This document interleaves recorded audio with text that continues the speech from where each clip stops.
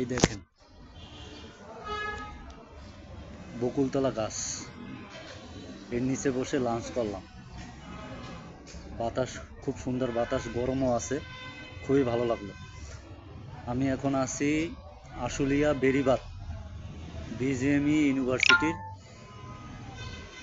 ব্যালকনিতে, মানে বারান্দা বলা যায়, বেশ পাশে।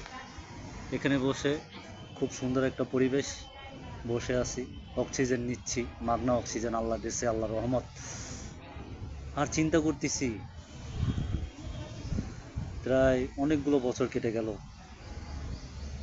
বয়সও হচ্ছে, চুলদাড়ি আস্তে আস্তে পাকা শুরু করছে, নামাজ কালাম পড়া বেশি করে পড়তে হবে, নফল ইবাদত করতে হবে, সবার জন্য দোয়া করতে হবে, সবাই যেন আল্লাহর রহমতে ভালো থাকে, সবাই যেন আমার জন্য দোয়া করে, আপনারাও আমার জন্য দোয়া করবেন। আল্লাহ হাফিজ।